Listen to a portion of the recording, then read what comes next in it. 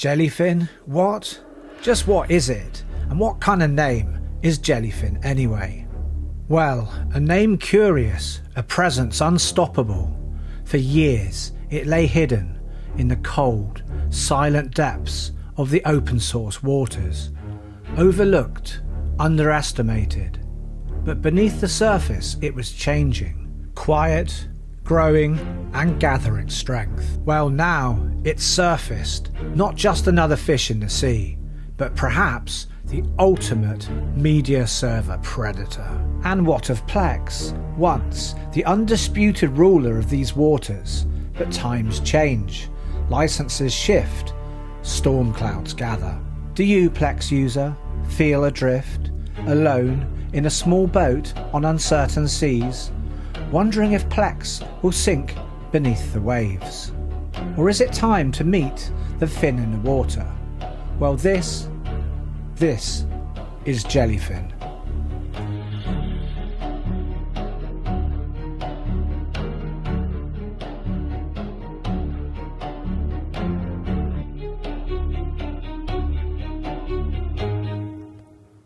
So when it comes to home media servers, the journey's been long and, to be honest, well, unpredictable.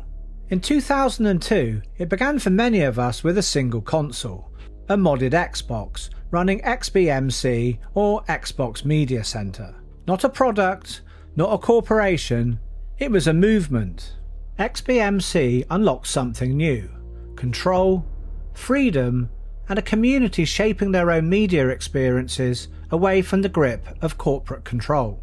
In 2014, so as not to be associated with the Xbox, XBMC officially evolved into Kodi, changing its name to that. But it stayed true to the spirit of freedom and community, but challenges soon followed. Throughout the mid-2010s, third-party piracy add-ons for Kodi, now of course the team never endorsed them, but they caused all sorts of problems. And by 2017, app stores had begun soft banning Kodi. And also Google's autocomplete, when you typed in Kodi, it wouldn't autocomplete that word due to pressure put on Google to have that removed. So Kodi suffered massive reputational damage at that time, and for many mainstream users, Kodi began to fade from view. Yet Kodi wasn't the only path forward. Now, what a lot of people don't know is actually back in 2008, XBMC had already forked into a new project, and that project, well, that was Plex. But Plex had embraced a different vision: commercial growth and mainstream appeal. While Kodi became associated with piracy and community struggles, Plex avoided all of this, did well and really thrived. But all of this growth, it did come at a price. Now, privacy concerns emerged as Plex started analysing users' viewer habits. Emails were even sent to friends saying things like, "Hey, your friend watched this show last night, why don't you?" And this was very different from what was stated in their privacy policy, where they said they didn't do this kind of thing. So this was a big breach of trust that left many feeling uneasy. Also, that coupled with, as of now in 2025, Plex's lifetime pass rising to $249. So back when Kodi was having its problems, Plex wasn't the only alternative. There was also a media server born in 2015 called Emby, which evolved from a project called Media Browser. Now Emby, just like Plex, was quite different to Kodi. Now Kodi was a standalone system where the app and media server were all on the same device. But both Plex and Emby embraced the centralized server model, being a flexible and modern approach to managing media across multiple devices. When Emby started in 2015, it was all open source. But by 2018, Emby had closed its source code, which was a major turning point. It was that decision of Emby going closed source that sparked the birth of Jellyfin. Now Jellyfin is an open source fork of that Emby with no ads, no data harvesting, and no paid licenses. Jellyfin started humbly, relying on the old Emby clients, but it grew rapidly, building its own apps and creating a thriving and independent ecosystem. And while Jellyfin took technical inspiration from Emby, its ethos, you could say, can be traced all the way back to XBMC, because it gives freedom, transparency, user control, and a community-first approach. And so that's why I'm making this video, and why Jellyfin deserves to be this month's Spotlight for that. So let's move on and talk about preparation on our server. Now in this video, I'm going to be setting up my Jellyfin on the excellent LinkStation S1. Now this is a mini server. It's very energy efficient, but it also has a modest CPU. Now the reason I'm using this server is really just to demonstrate that Jellyfin doesn't need a powerful server with a powerful CPU to run really well. And if you want to see all about this server, we've done a review on the LinkStation S1 in an earlier video on the show that you can check out here. Now before we start and dive into setting up shares and storage strategies, let me quickly mention something really important. In this video, you're only going to see me using public domain media. That's not because I don't love my own collection of DVDs and Blu-rays and other classics, but because, well, running a YouTube channel that covers open source media servers, well, it does come with a bit of responsibility. Now in the earlier section, we heard what happened to Kodi, that amazing project that sadly got caught up in some piracy controversies it never endorsed. And I'd really like to avoid Jellyfin or this channel ever getting that kind of unwanted attention. And of course, what people do in the privacy of their own home servers, well, that's entirely their business and no one else's. But for this video, public domain it is. I'm going to keep things clean. Okay, so here we are on the server. Now on this server, I've got a small array, currently with only the default shares. So we need to set up some shares for our media. Now a lot of people, they will just add one share called media, and then inside of that share, create folders for TV shows and movies, etc. Now there's nothing actually inherently wrong with doing this. But what this does is it keeps your media just in one share, and when the share is set to something called high water, which is the default allocation method we can see here, what this does is as you add data to the share, is it spreads it across all of the disks. Now this is all very well and good, but my preferred method, I do something slightly different. So I'm going to go back here and I'm going to delete this share, because the way I like to set up my media is I prefer to have a share for each different media type on its own dedicated disk or set of disks. So what I'm going to do here is first I'm going to add my movies share. But what I'm going to do here is I'm going to tell it it's only allowed to use disk 1. And for the allocation method, I'm going to choose fill up. So what this will do is as I add new movies, it will fill them up onto disk 1. Now if I'd told it that it could use disk 1 and disk 2, because I'm using the allocation method of fill up, it will fill up disk 1 first and then go on to disk 2. Now another thing we need to do is for our minimum free space, we want to set this to the size of what probably the largest movie we might have is. So maybe if you've got a 4K movie, it might be up to 100 gigs. So just think of what the largest movie you might have would be and make sure on your movie share to set the minimum free space to at least be that size. So next I'm going to add a share for my TV shows. Again, I'm going to choose fill up, but for this one I want the included disk to only be disk 2. Now for TV shows, I'm never going to have one that's 100 gigs in size, so for TV shows for minimum free space, I can use something far more conservative. I really don't think a TV show would ever be over say 20 gigs. And I very much doubt it would ever be that high as well. Now finally, I'm going to add a share for music, and again this share, I'm going to use fill up, and I'm going to pop this onto disk 3. And for this again, I'm going to set this to low at 20 gigs for minimum free space. Okay, so why do I like setting up my shares this way? So when using a media server, say I'm playing back a TV show, well, my TV shows reside only on disk 2. So that means if I go to watch a TV show, they're all on disk 2, and so the first episode I watch, this drive will be spun up, and I can watch multiple episodes, but the other disks, they can all be spun down, saving wear and tear on the disks, as well as saving electricity. Okay, so what sort of file format should you use for media disks? Now, for my media drives in the Unraid array, I prefer to use XFS. Now, I'm talking about drives in the Unraid array as opposed to drives in a pool. I think it's important to use XFS for media disks in the array because it handles full disks really well. And this is important for media libraries that tend to fill up over time. Now, you can use CFS drives in the Unraid array, but I don't think for media it's a good idea. Once the ZFS disk gets to around 80 to 85%, the allocation algorithm actually changes and it can slow things down. ZFS works better on drives that aren't full, but XFS, it doesn't really care. Now, talking of ZFS, going back to how I have my shares set up, like I was saying, I prefer to have granular shares for movies, TV shows and music. But if you had a Z pool and you had all of your data there, well, in a Z pool, when you access data, all of the drives spin up and the data is striped across that Z pool. In fact, let me show you on another server.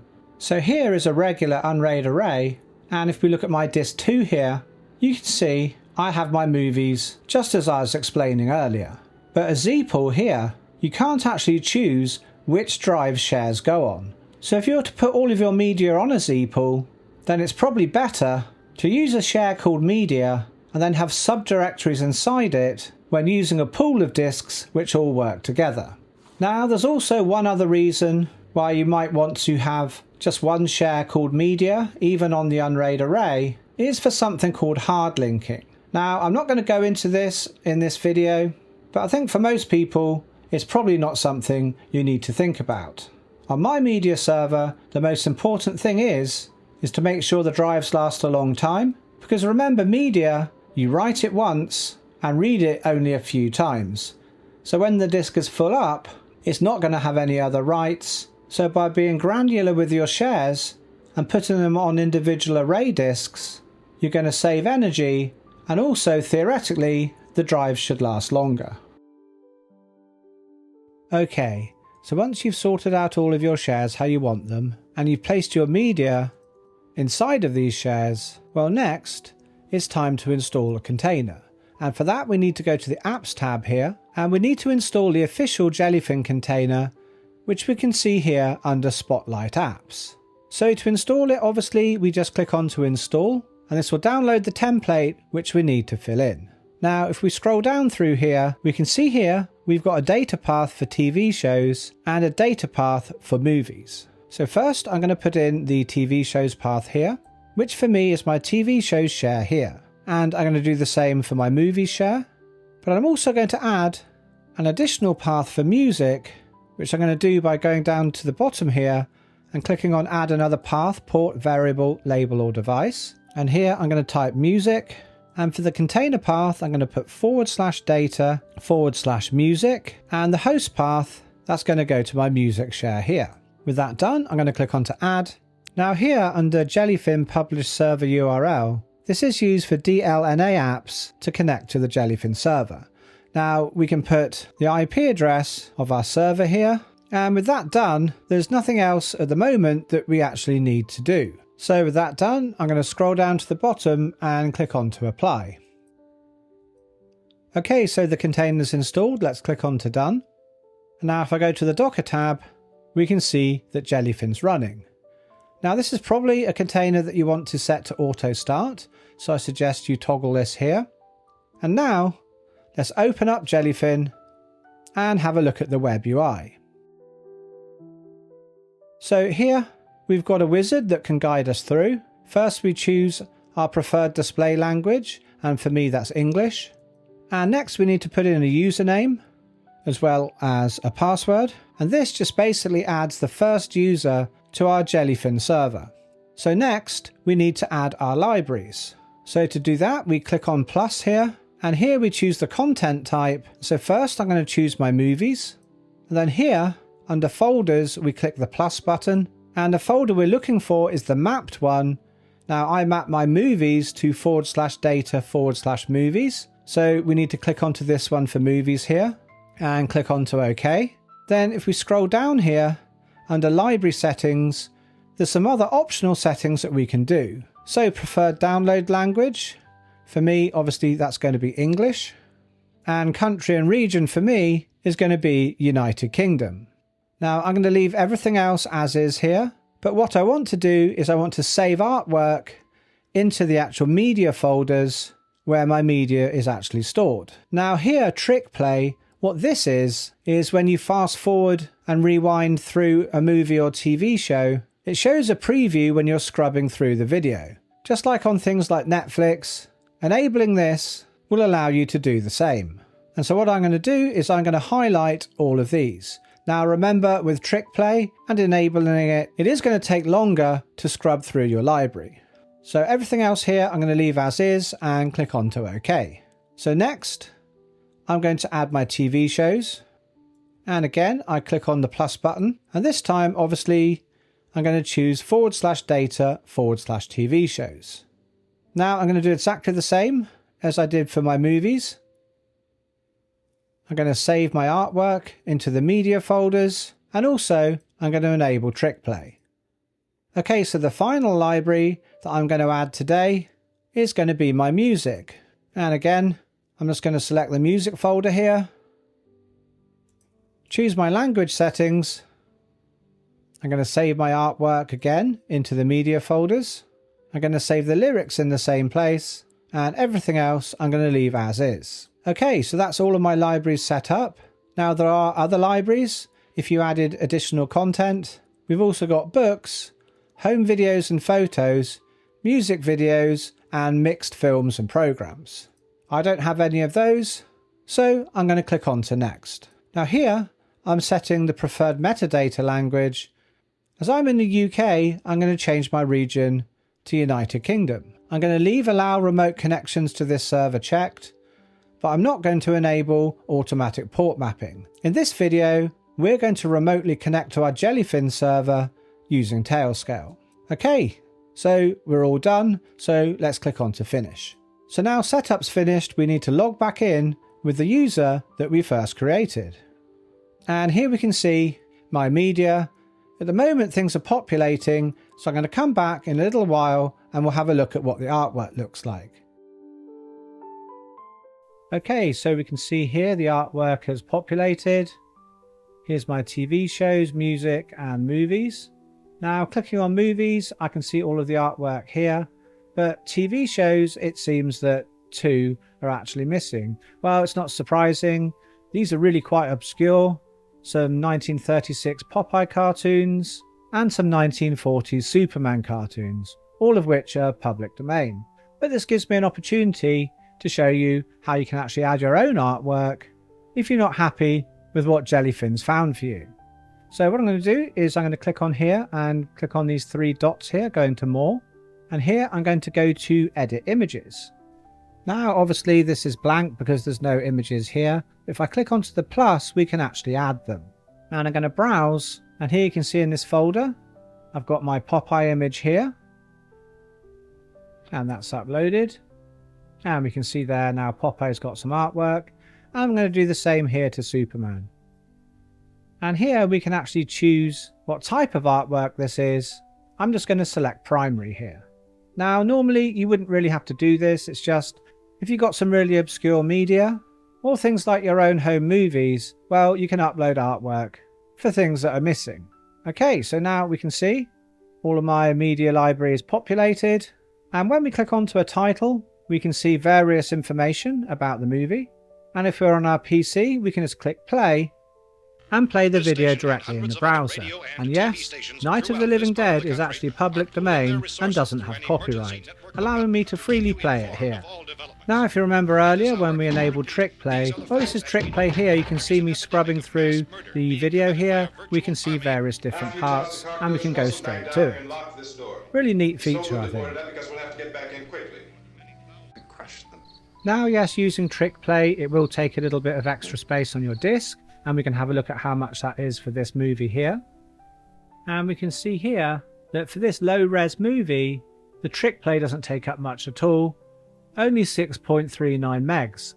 Now obviously if this was a higher quality film like 1080p or 4K it's likely to be a fair amount more, but I really think the extra space is definitely worth it. I really enjoy this feature and think it's pretty cool. Okay, so let's move on. Let's go back to the home page here, and on the left, on this little hamburger icon here, we can come to the administration dashboard. If we click onto this, we can see some various information about the server, we can scan all of our libraries, we can see the activity on the server, and if we click General here we can name the server. By default it just takes the name of your Unraid server, mine here is called Planetary. And underneath General, here is where we can add additional users.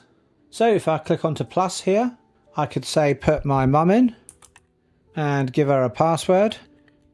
Now here you can enable access to various libraries. So I could allow her to have access to all of the libraries here. Or if I thought Night of the Living Dead is going to be too frightening to her, I could just say, well, you can only have music and TV shows. Now once you've actually added the user, there are various other settings we can allow the user to do. If I check this, then the user can manage the server.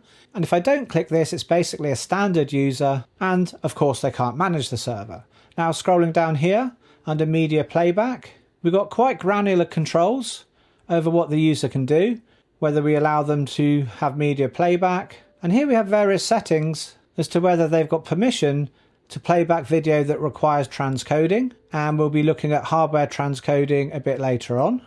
Now further down here we can choose if a user can delete from a library. I never let any of my users do that personally. And further down here, if we uncheck this here, allow media downloads, then the user can't actually download media onto their device, they can only stream it and play it. And you can see there's various other settings here as well. Now under access, that's what we saw earlier. We can change the access if we want to here. And under parental control, if it's a child, we can set here the maximum parental rating for the content they're allowed to view. And finally here, under password, we can reset their password to something new. Now personally, I think somewhere that Jellyfin could be improved, I think as an admin user, I should be able to reset a password without knowing what the actual current password is. But that's just me. Okay, so now transcoding. What I'm going to do is I'm going to go back here and I'm going to play Night of the Living Dead again. Now I'm going to force it to transcode because at the moment we can see it's direct playing. So if I drop this down to say 720 here, we can see this is now transcoding. Now I'm going to drag this off the screen so it keeps on playing. And if I look at my server here, as this doesn't have a very strong CPU, we can see the transcoding is actually hitting it quite hard. So I'm going to stop the movie now, and there we can see it's dropped right down. So it was basically using the CPU to do all of the transcoding. Now, the CPU in this server, like I said, it's not really a strong CPU. It's the Intel N97, but this does have an iGPU which can do hardware transcoding. So first, let's have a look at how we use an Intel CPU and add that to Jellyfin, allowing us to do hardware transcoding. Okay, enabling hardware transcoding is really easy. So there's two plugins I'm going to install because on this server I'm using an Intel CPU and I'm going to use the iGPU. So in the Apps tab, let's do a search for Intel and I'm going to install Intel GPU Top. This is the first plugin that we need. So once that's done, I'm also going to install GPU Statistics here. Now this isn't essential for hardware transcoding to actually work, but it's very useful to see if it is working. Okay, so both of these plugins are now installed. So I'm going to go to the plugins tab here, and under GPU statistics I'm going to click onto it, and here where it says unit ID for dashboard, this is where we actually choose the GPU that this plugin displays. So I'm going to check here, which is my Intel iGPU here. So with that done, I'm just going to scroll down to the bottom of the page and click on to apply. Now when I go back to the dashboard, and if I scroll down here, we can see here I've got some information about the iGPU. So now what we need to do in the container, let's go back to the Docker tab here, and we're going to edit the template. And if we scroll right down to the bottom here, we need to click here, add another path, port, variable, label or device. Now the config type here, it's actually a device. And let's write iGPU, and under value let's click on here, and what we're looking for is DRI here, and clicking that puts in the value /dev/dry or DRI. So with that done, I can click on to add, and what this basically does is allow the container to have access to the iGPU. So let's click on to apply and done, and let's go back to the Jellyfin web UI, and now I'm going to go back here to the hamburger menu, back to the administration dashboard, and if I scroll down here, and now I want to click on playback here, transcoding, and we can see hardware acceleration is set to none. So if I click on this drop down menu, I'm going to choose here Intel QuickSync QSV, and I'm going to enable hardware decoding also for HEVC and MPEG-2.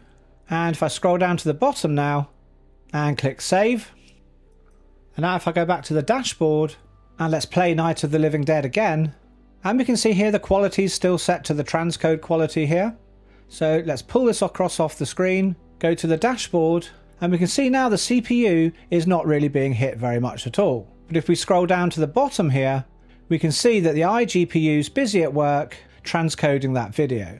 And at the bottom here, we can see that Jellyfin is actually being used because we've got the little jelly icon at the bottom here telling us this is an active app using our iGPU.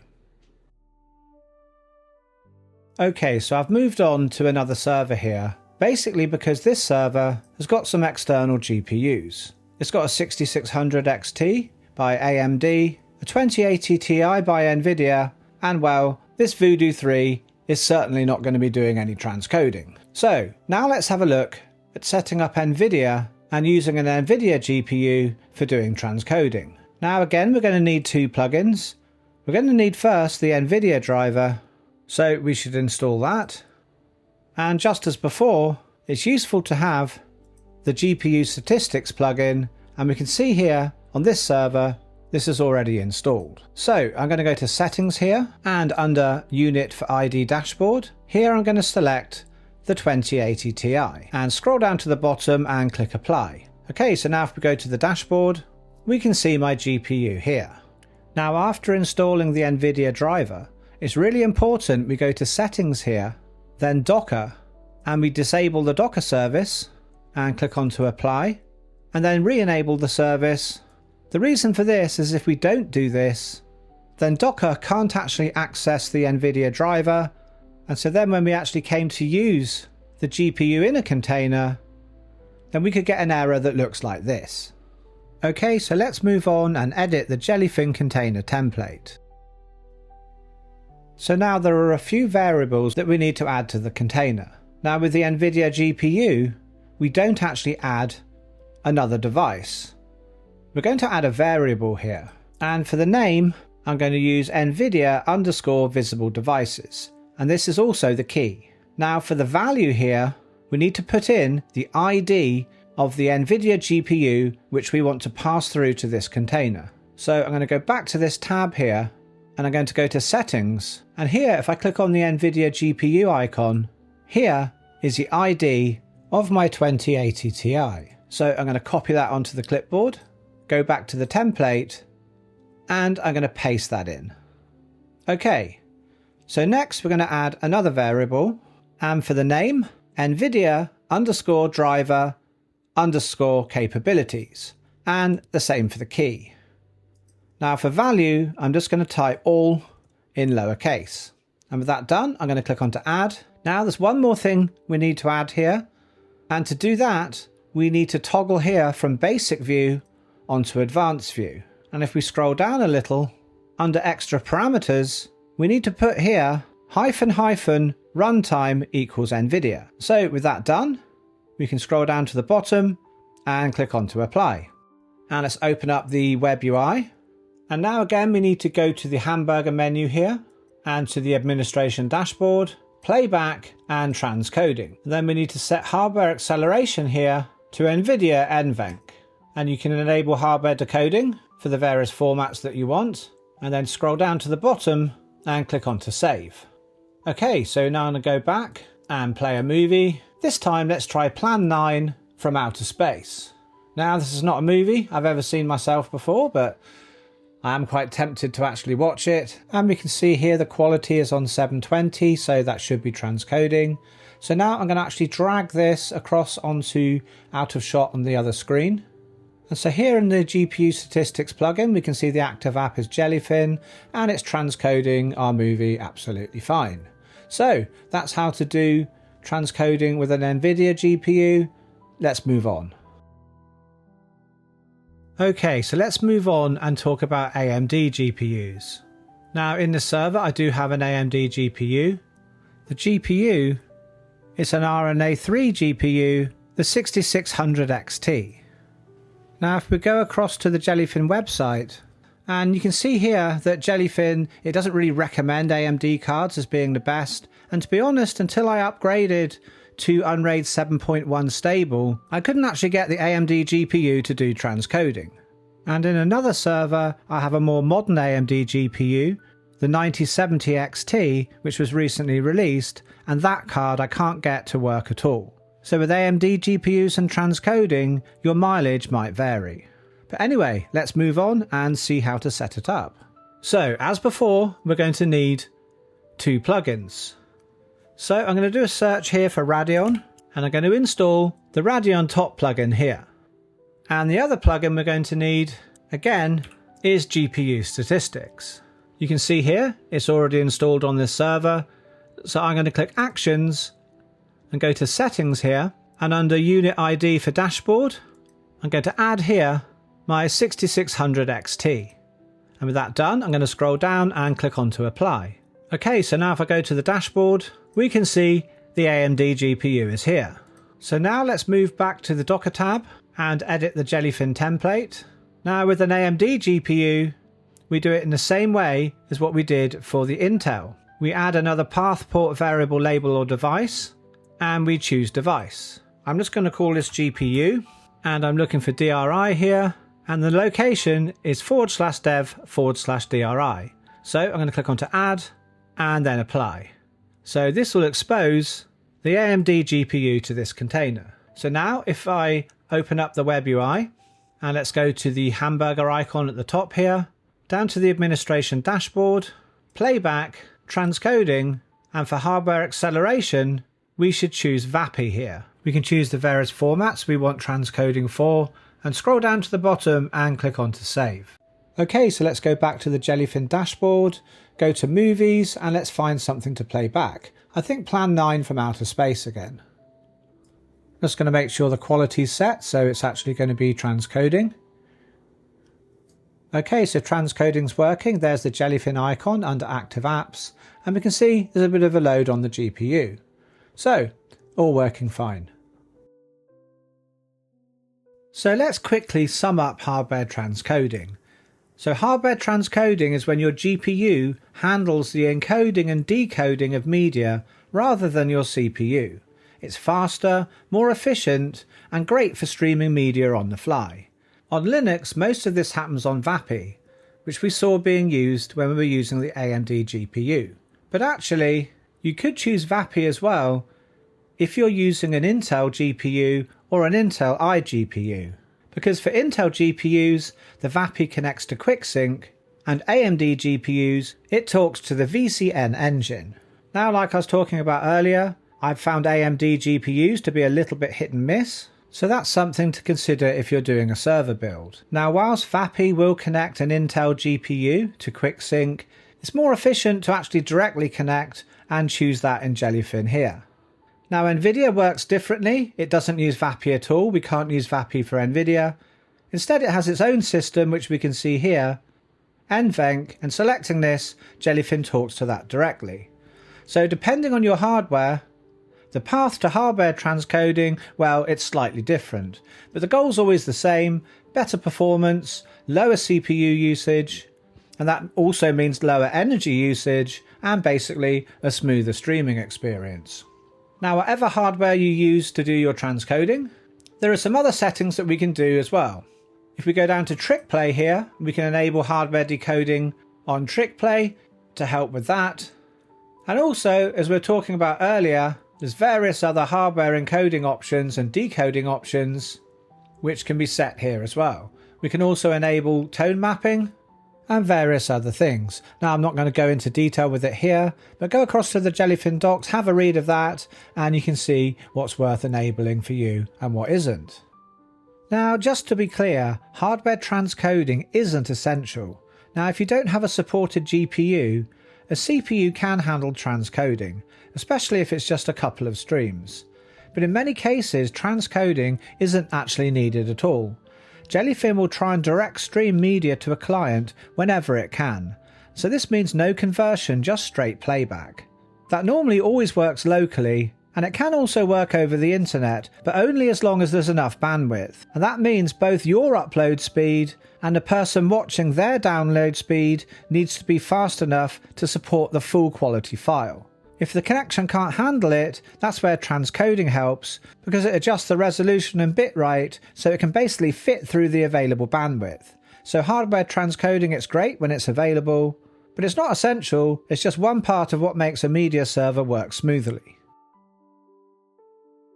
Okay, so before we wrap up, there's a couple of more things I want to talk about. Now, Jellyfin supports various plugins, and if we scroll down here, we can see when it's first installed, we've got these 5 plugins that are already active. But here underneath, if we click Catalog, we can see a whole bunch of other plugins that can be installed into Jellyfin, giving us extra functionality. Now, there are other plugins, third-party plugins, that you can actually install. And one that I think is really useful is this intro skipper plugin here. Now, this one is still being actively developed, and what this plugin does is it analyzes common patterns in the audio at the beginning of TV shows. Now, obviously for this to work, you can't just have one episode because there's nothing to actually compare it against. But when you've got multiple episodes, what this plugin can do is put a skip intro button when the intro starts, allowing you to skip the introduction. So really useful, I think. So you can see here, we're on the GitHub page. And if we scroll down, we can see the instructions of how to install a plugin. So what we need here is we need to add this repository to Jellyfin to allow us to download this plugin. So I'm going to copy this here, and I'm going to go back here to plugins, and at the end of the URL here, I'm going to put / and then repositories. So here we can see we've just got the Jellyfin stable repository here. But if I click on the plus button here, we'll just call this intro skip, and then we paste in the URL that we just copied from GitHub and click on to save. So after adding the repo, we are going to have to restart Jellyfin. So I'm going to restart the container here. And now I'm going to go back to catalog, and here we can see that repository. Maybe I shouldn't have called it intro skipper, but here's the intro skipper plugin. So I'm going to install this. And again, it says it's best to restart the server. So I'm going to go back to the Docker tab and restart again. And now if I go to my plugins here, we can see here intro skipper is now installed. Now if I go to settings here, we can see there's various settings to do with this plugin. Now I'm going to leave everything as is. And now I'm going to go to my dashboard and then scheduled tasks here. And I'm going to click here, detect and analyze media segments. Now I'm not sure quite how well this will do, because obviously the TV shows I've got here are very, very limited. But I'm going to try and play this episode of Dragnet here. And there we have the skip intro button. And I can just click onto that and it skipped right past the intro. So working fine. So that's a really useful feature, I think. That combined with trick play really makes Jellyfin something special. Now stick around to the end of this video, because after the next section I'm going to show you something else, another feature that you might not be aware of. But for now, let's move on and look at accessing Jellyfin remotely through Tailscale. Okay, so I'm going to brush over the Tailscale part fairly quickly, but if you want to get much more in depth, then I've done a whole full video going into all of the details, a deep dive in setting up Tailscale on your Unraid server and inside of your containers. So obviously we're going to set up Tailscale inside the Jellyfin container here. Now if I click onto edit here, the network type for this container is set to host. Now we can't install Tailscale into a networking type as host. So what I'm going to do is I'm going to change it to custom bond 0 here, or you might have custom BR0, and I'm going to give it a fixed IP address. I'm going to give it 10.10.20.31. Now obviously you'd need to set this inside of your subnet, your IP range, to a free IP address in order for this to work. So now what I'm going to do is I'm going to toggle the Tailscale switch across here, and I need to give it a host name. So obviously I'm going to call it Jellyfin.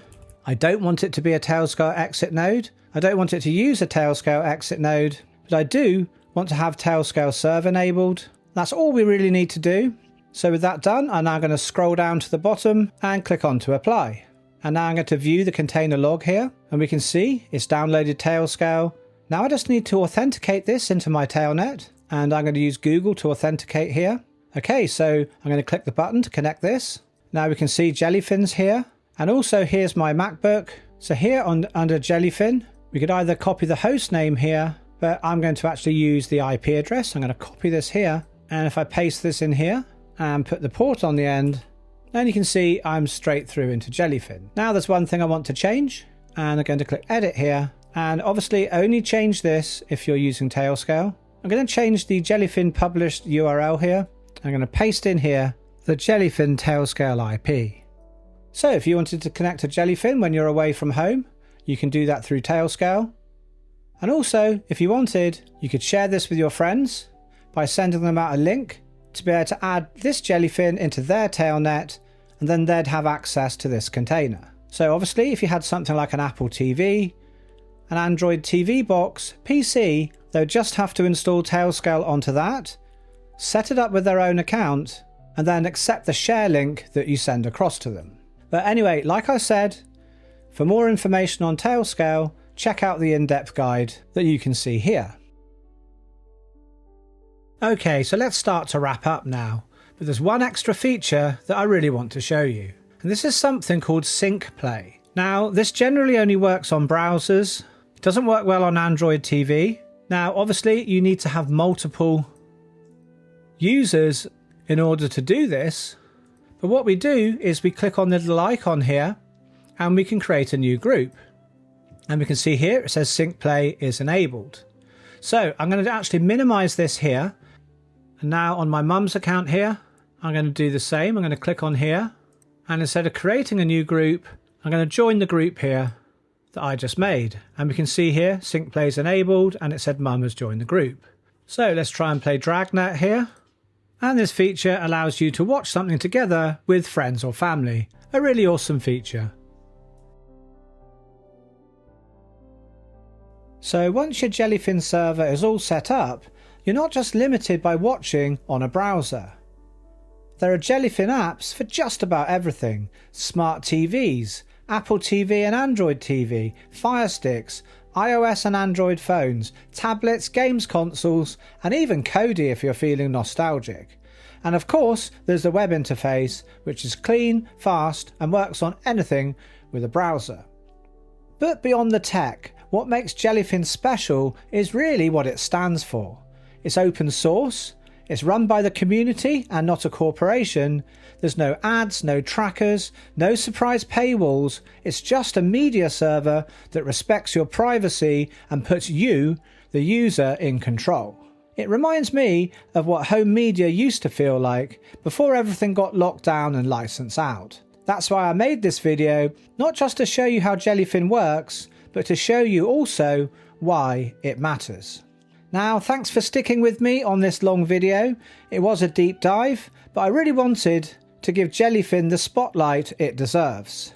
Now, if this video helped, feel free to give it a like, leave a comment if you've got any questions, and if you're into Unraid, self-hosting, or home server projects, well, please consider subscribing to the channel because there's a lot more of this type of content coming. But until next time, take care and happy streaming.